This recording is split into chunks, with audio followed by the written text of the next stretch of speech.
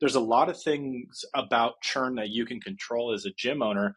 And then there are certain things that you can't. And sometimes, not a lot of time, like sometimes that can just be dictated by the concept that you have, right? If you're a large group training boutique model, that's not necessarily like coaching centered, it's more experience centered. Am I having a good time? Is it personality driven?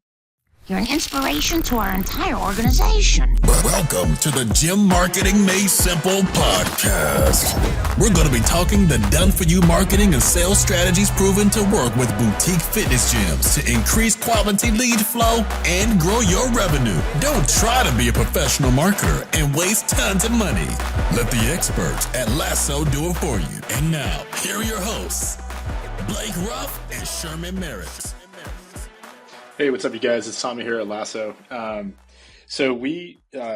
I say we, Blake and I put out a podcast about 2 weeks ago, and we were kind of dissecting, we're having an honest discussion about like where all this advice from different mentorship companies intersect, right? So it's like whether it's you're talking about better coaching and churn, whether you're talking about like systems and SOPs, or whether you're talking about like paid marketing and scaling, all of these ideas have a place when you're growing your business. And just based on all the clients that I work with, there's a lot of different echo chambers that everyone's kind of in terms of like, what's the best advice? What should I be listening to as I try to grow my gym? And so, we had put out a podcast episode where we essentially talked about like, hey, this is when it starts to make sense to lean into paid marketing. And what we were pushing back against is mentorship companies that are like, hey, don't do paid marketing, focus instead on better coaching and churn and systems and all of that. And the point we were trying to make was there's nothing wrong with that advice. Like we even said it bluntly, like there's nothing wrong with working with a business mentor. The problem is when that advice no longer applies to the stage of business that you're in because you've grown beyond that, right? In response to that podcast episode, there's been some more stuff that's been put out into the ecosystem and really dissecting what's the difference between a 3 and 5% churn. I'd kind of mentioned like, hey, the industry average is you're going to land somewhere between 3 and 5%. And a lot of that is dictated on what market you're in, major metropolitan area that's a little bit more transient versus like the suburbs, which is a little bit more established. People have mortgages, kids, careers. They tend not to make big life events quickly, right? And so 3 to 5% range just comes from the fact of like, hey, depending on where you're at and how people change their lives in your market, that's going to kind of dictate where you naturally land, because there's a lot of things about churn that you can control as a gym owner. And then there are certain things that you can't. And sometimes, not a lot of time, like sometimes that can just be dictated by the concept that you have, right? If you're a large group training boutique model, that's not necessarily like coaching centered. It's more experience centered. Am I having a good time? Is it personality driven? Those tend to land somewhere between 4 and 5%. Now, that model in the suburbs can tend to land between 3 and 4%. If you're a professional coaching gym, you tend to do slightly better because you're providing more touch points and more coach-client interaction. And that coach-client interaction tends to lead to longer lengths of engagement because you're showing you care about them more and you're curating solutions that solve the problem that they have, right? So if you've been in the Two Brain business ecosystem for a while, a lot of that model is focusing on the coach-client relationship, typically in a smaller group format, and you're running a stratified model of like, what's your primary service, what's your secondary service, what's your tertiary service, and it's usually group training in some format, whether it's small or large, personal training, and then some sort of like nutrition coaching, kids program, remote coaching, stuff like that. And the point we were making is once you get into that 3 to 5%, I'm not saying there's not room to get better. All I'm saying is like, if you're dedicating all of your energy to go from like, let's say 4% to 3% or 5% to 4% or whatever it is, and you're missing the other side of it, which is the acquisition side of things, I think you may be focusing solely on the wrong thing. Not to say you shouldn't be getting better at reducing churn. My gym here in Houston metro area, we average about 3.4%. I've set a goal for my team to see if we can get below 3%. But sometimes, just because of the area that we're in, people's lives change. And just to give you guys some a basic way of thinking about length of engagement, if you think about a 5% churn rate, length of engagement is essentially the inverse of churn. So a 5% churn rate, if you do 1 divided by 0.05, that means the length of engagement is about 20 months long. So they're just in your gym for just under 2 years, which isn't bad. That's great. That's way beyond, that's way beyond the long-term average for most gym goers. And if you go down to 4% churn, that's 25 months. So you've added 5 months to their length of engagement. And if you go down to 3% churn, you've added a year to their length of engagement. If you look at a lot of where churn happens in a business, the difference between someone staying 2 years and 3 years, most of the time, is coming from the fact that their life is changing, or they've graduated out of your model of fitness and they want to go do something different. Most of the churn problems people have are typically within the first year, whether that's the first 3 months, the first 6 months, or the first 9 months. So when you're being proactive about reducing churn, most of the time you're focusing on those pockets of like the first year. People don't have established habits. They're still trying to know, like, and trust your gym, whether that's like through, do I have buyer's remorse? Do I feel connected to your gym? Am I actually seeing results? And blah, blah, blah. By the time you get to like close to 2 years, they should have seen results. They obviously like your gym enough to stay around for a while, and trying to get cute about how do we extend them from 2 years to 3 years. Most of the time, that decision is not within your control. That comes down to major life events. So if you think about like 5% churn, most of the time it's not like you're getting churn equally across your entire client base and all lengths of engagement. You usually have people who are sticking around for a very long time, and you got people that are like, you're still trying to do a better job at onboarding them, because that's where most of the churn is happening. So that's where the area of focus can be. Now, to say that you can get your churn below, let's just say like, trying to go from 5% to 4%, by just solely focusing on the first 9 months, that's a really, really hard endeavor to accomplish most of the time. Okay. Most people churn out of a gym or concept 3 to 4 years, unless, again, it's a more suburban market, just because they're typically moving jobs, they're moving house, they're moving out to the suburbs, they're getting out of the day-to-day busy city. Like, stuff like that needs to be taken into consideration. So we're not here to say, hey, never look to improve your churn rate. I'm just saying, like, if that's where all of your effort's going and you're not focusing on the client acquisition side of things, you may be losing what the primary lever is for you to pull at that time. You could do both things. They're not mutually exclusive. You could task and challenge your team to say, hey, how do we get our churn down below 4%, 3%, whatever it is, while leaning into the growth side of the equation. It's just that 3 to 5% range typically tells me, okay, you've done a lot of good work on getting your churn to something that's manageable. And I could probably guess that most of the churn that's happening in your gym is becoming from life events, not because your onboarding or your servicing is not great, right? Always room for improvement. You could be missing the other side of the equation to help to really scale your business, right? The other thing I want to say is yes, and I mentioned this on the podcast with Blake as well. Like, paid ads have evolved and come a long way over the last decade, right? Even Alex Hormozi talks about when he first got started, he was getting $5 leads, running 6-week challenges, and he kind of, he rolls out his entire playbook in terms of like, how to make it risk-free, how to make it frictionless, that bet on yourself campaign that he basically did to scale quickly. And, one of the mentorship companies put out a podcast basically saying like, yeah, like when we ran that play back in 2018, 2019, these 6-week challenges, churn went up. We started losing long-term members, but he was speaking from 6 years ago, right? And I said this on the podcast, don't throw out the baby with the bathwater. It's not to say paid ads don't work. Yes, like if you're throwing out 6-week challenges and bet on yourself and that's the play, like I think by now we all know how exhausted that play is in terms of like the types of people who it attracts, how long they tend to stay at your gym. I mean, there's horror stories of how that play blew up a lot of gyms. But that's not to say that all paid advertising is evil. It depends on how you're positioning yourself, what the offer is, what the copy is, how you enter the market. Like if you're saying like, "Hey, I'm a quick fix and here's a free thing." Yes, you're going to attract a certain type of person that's looking for quick fixes and is not an ideal client for like long-term sustainable business.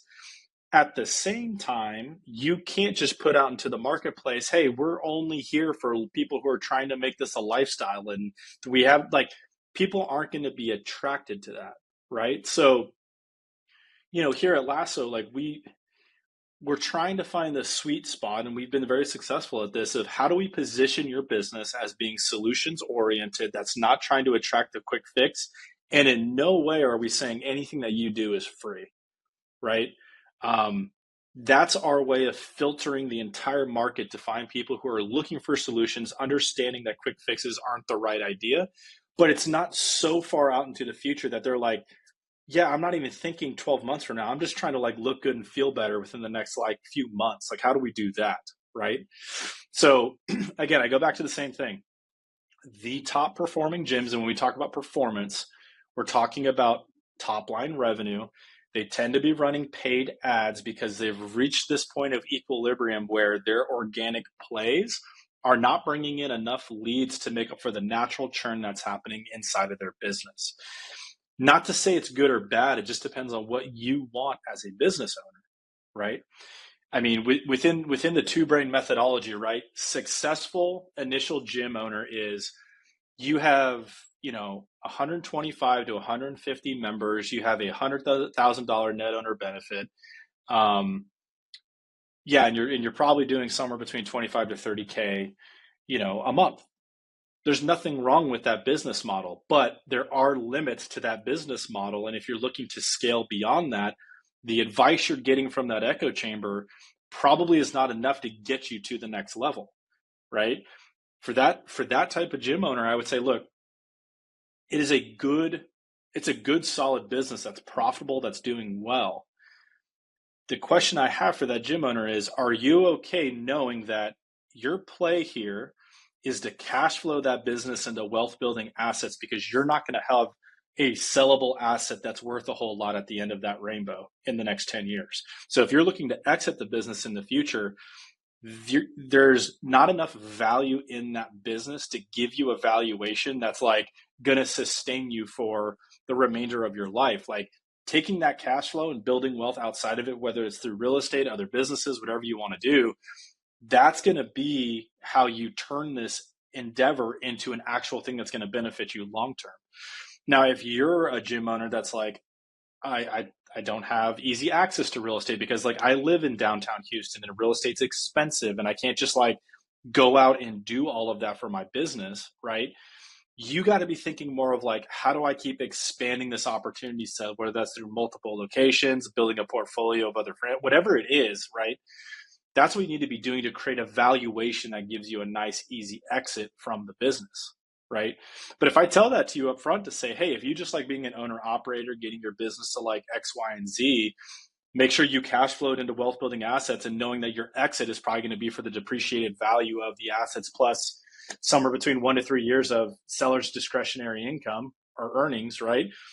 That's going to land you at maybe like $300,000 to $500,000 total, which is nice, but like that's not like a nest egg that you're going to be able to ride off into the sunset on, right? So like just having clarity about that gives you an idea of like how this advice benefits you, asking the question of what do I want as a business owner, and then figuring out, am I still in the same circle that I need to be, or do I need to hop out of it and get into a different circle of advice and performers and gym owners that can get me to where I'm trying to get to, okay?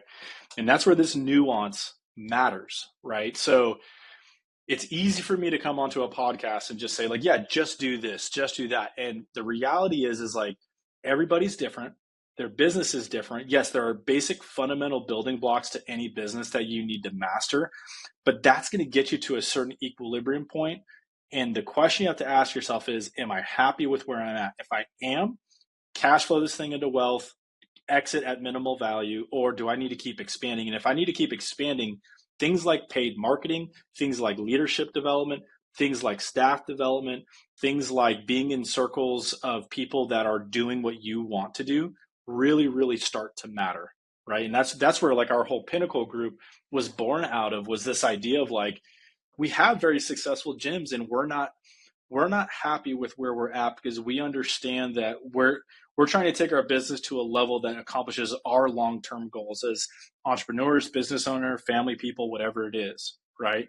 And that's why we needed to create something where you get really good at understanding how to predictably attract and acquire leads and prospects and clients, right? Because you've already outgrown what you can do organically, even with the best systems and the best churn and the best 90-day client journeys and the best goal setting sessions, all of that.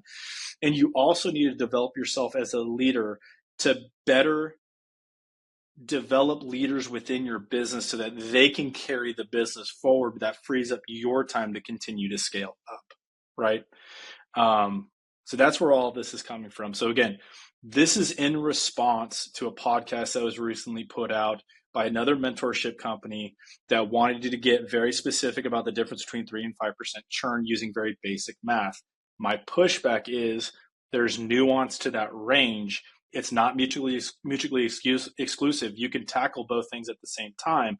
But to say you're going to add a ton of value by getting someone who's been with you from 2 years to 3 years, a lot of that churn that happens in your business is out of your control most of the time, right? Yes, there are going to be certain things like staff leaves and it disrupts the business, or you make a major pivot in the model. Like all that stuff can cause disruption. But if you're running the same exact model and you've addressed most of the churn problems that you're having in the first 9 to 12 months, like, yeah, like you can continue to get better at it. But I think balancing out the efforts in that with something like a dedicated acquisition strategy is what's going to help your business grow longer term. So again, I would love to jump on a joint call with all these mentorship companies and let's actually have an honest discussion about this, because all we're doing is talking past each other and we're using our bias and our filter or our lens about what a successful gym looks like as the baseline understanding of giving our advice. In my mind, a 125 to 150 member gym doing somewhere between 30 to 35K a year, yes, that could be determined as successful in a certain mentorship company. That's not going to solve my long-term problems as a business owner, right? If you love being an owner operator and you don't want to minimally manage people, like, yeah, like you get really good at coaching. And if that's your craft and that's what you love to do, like that model can work really, really well for you. Just understand that like you're going to go through coaches because we're not really creating careers for anybody. And you're going to have to figure out a strategy in terms of how to build wealth out of your business because it's not going to be worth anything other than its depreciated assets, right?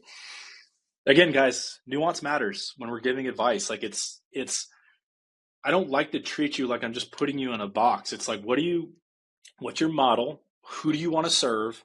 Where are you trying to take your business long-term? And then give advice and guidance around those things and give people the caveat of like, okay, my advice that I'm giving you is going to basically terminate once your business gets to this point. At this point, you need different advice, different set of tools to help get you to the next level. Okay. Yeah, guys, I just want to hop on here and say that real quick because again, more mixed messaging coming out of like the gym mentorship ecosystem. We need to get really clear, really specific, and you need to understand the limitations of what different advice is giving you, just so you know how to position yourself for better long-term growth. Here at Lasso, I'll give you my honest take on like, no, go spend time with the guys from Best Hour because that's the best lever to pull right now. Or go hire a mentor from Tuberin because that's the best lever to pull right now. But I'm also going to be honest with you to say, yeah, you've probably exhausted all of their solutions that they're able to provide you. You've outgrown it. Let's figure out a different solution that's going to get you to the next level. For most gyms, it comes down to how do I find more clients, which means we got to tap into the cold traffic. As long as we're doing everything else well. And how do I develop better leaders inside my gym? How to develop myself to be a better leader inside my gym, right? Because that's what's going to allow me to build a team that's going to get the business to the next level, right? With that, you guys have a good rest of your day. All right. See ya. Yeah. Thank you for listening to the Gym Marketing Made Simple podcast with Blake Ruff and Sherman Merricks. We hope you enjoyed.